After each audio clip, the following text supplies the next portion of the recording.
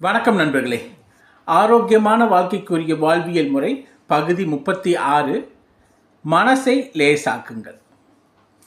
நம்ம வாழ்வியல் முறையிலேயே மனசை லேசாக்கணுங்கிறது ஒரு நிகழ்வா, ஒரு செயலா தொடர்ந்து செய்து கொண்டே இருக்கணும். அப்போ தான் நம்முடைய ஆரோக்கியம் என்றும் நிலைத்திருக்கும். ஏன்னா எல்லா விஷயங்களுக்கும் நடுநாயகம் சொல்கிற மாதிரி மெயினான விஷயம் எதுன்னா மனசு தாங்க. மனசு ஆரோக்கியமாக இருந்தால்தான் உடல் ஆரோக்கியமாக இருக்கும், செயல் ஆரோக்கியமாக இருக்கும். அப்புறம் நம்மளுடைய வெற்றிகள் சரியான விதத்தில் அமையும். நம்மளை சுற்றி எல்லா விஷயங்களையும் ஒரு நேர்மறை எண்ணத்தோடு இருக்கிறதுக்கு இந்த மனசை லேசாக்குறங்கிறது ரொம்ப ரொம்ப முக்கியம்.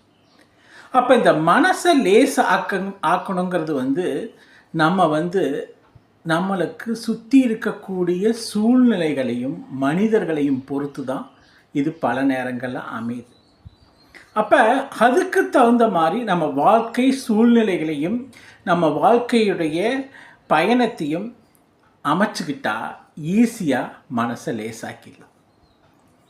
அப்போ எந்தெந்த விஷயங்கள்லாம் மனசை ஒருவித அழுத்தத்துக்கு உண்டாக்குறது, எந்த விஷயங்கள்லாம் உங்களை ரொம்ப தொந்தரவு பண்ணுதோ, யாரெல்லாம் உங்களுக்கு அதிகமான நெகட்டிவிட்டியும் எவ்வளவு அழுத்தத்தை கொடுக்குதோ அதையெல்லாம் தவிர்க்க ஆரம்பிச்சு அல்லது அதை இக்னோர் பண்ண ஆரம்பிச்சு மனசை லேசாக்க ஆக்குவது தான் உங்களுடைய ஆரோக்கியம் 100-120% வரைக்கும் இருக்கிறதுக்கு ஒரு முக்கிய வேலை.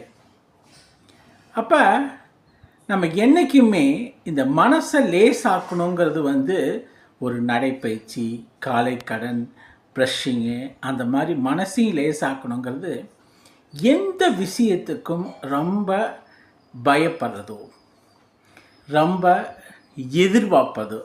பார்ப்பதோ அல்லது எதையும் ஒரு அழுத்தத்தோடு செய்யும்போது தான் மனசு ரொம்ப ஒரு அழுத்தத்துக்கு உட்படுது.